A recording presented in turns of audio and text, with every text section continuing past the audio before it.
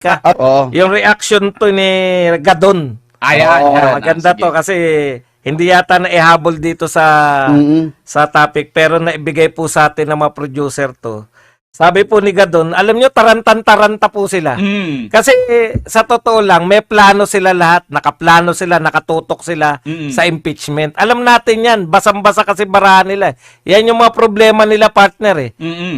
Alam na natin, noon pa lang last year pa, naghihintay lang yan na 1 year barrel. Correct. Di ba? Matapos yun, tapos magsasampa sila ng impeachment. So lahat po ng atake nila, impeachment muna, hindi po nila ini-expect itong ginawa ni Sara Duterte. At alam mo, partner, meron nagsuri kanina, nabasa ko lang, isa sa mga political analyst, parang galing si BP Sara kay Tatay Digong.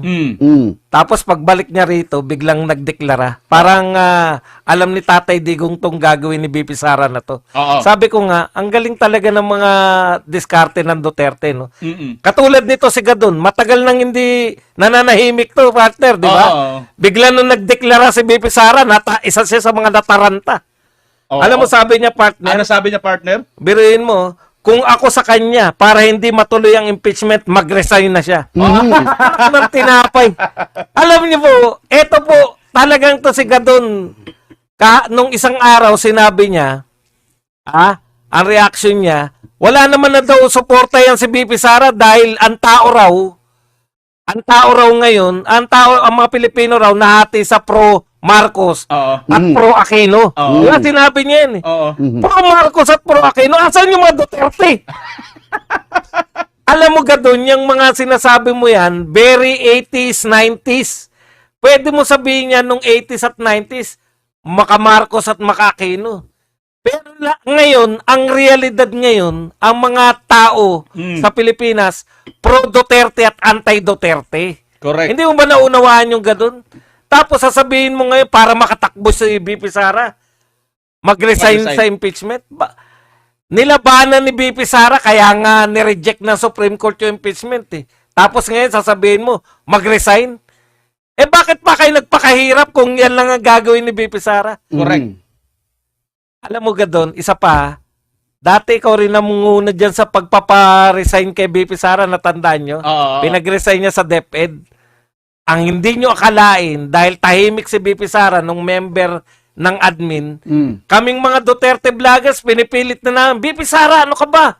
Kumibuo ka na, lahat kami binabanatan na si BBM. Totoo yan. Di ba? May panahon tayo na ganun. Nasaan ka ba, BP Sara? Akala siguro nila, pag nag-resign sa DepEd si BP Sara, mananahimik na. Hindi nila alam, yun yung pinakamalaki nilang pagkakamali.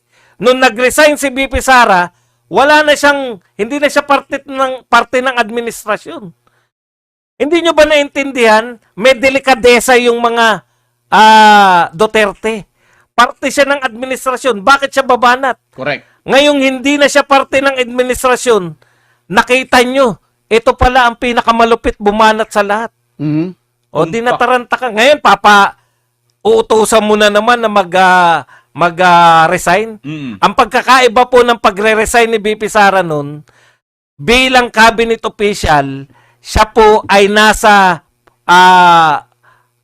hanggang gusto lang siya ng Pangulo. Correct. Eh, ang Vice President po, tao ang nag-elect sa kanya niyan. Correct. Sino ka Gadon para pag-resignin mo si BP Sara? Para lang hindi na raw matuloy ang... Hindi ko maintindihan. Partner. Ang impeachment niya, pinatatanggal niyo eh. Pinadali niyo lang ang buhay. Hindi na kinakailangan mag-impeach, kusana. Utot niyo. Iyon. Partner Buds. Ako, ang bago kasi dito sa inihain na to, ito yung ika-4 na complaint, di ba? Ang bago kasi dito sa impeachment complaint na to, binasa ko kasi yan, yung unexplained wealth. Ayan, yun yung kay Trillanes eh. Yung sinampa niyang kaso dito sa may ombudsman. Alam mo, ito ploy ito nila Trillanes.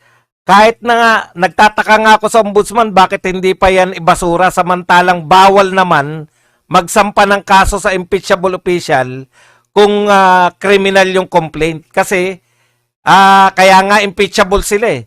'Di ba? I-impeach mo muna bago mo sila makasuhan ng ano. Ang pwede lang ikaso sa mga impeachable official ano lang po, yung mga pagmumultahin lang. Ganun lang. Pero yung matatanggal siya sa pwesto, hindi po pwede. Kaya nga, tanging impeachment lang po ang magpapatanggal sa kanila. Kahawig to nung sinampa ni Trillanes, itong port complaint na to, na ang tanging layunin lang ay magbukas ng mga bangko kasi wala naman talaga silang ebidensya. Ako okay lang eh. Walang problema diyan eh. Kahit hindi na yan yung focus ng tao dahil talagang actually nilibing na ni BP Sara yung impeachment ninyo eh. Dito sa pagdedeklara niya ng kandidatura, no?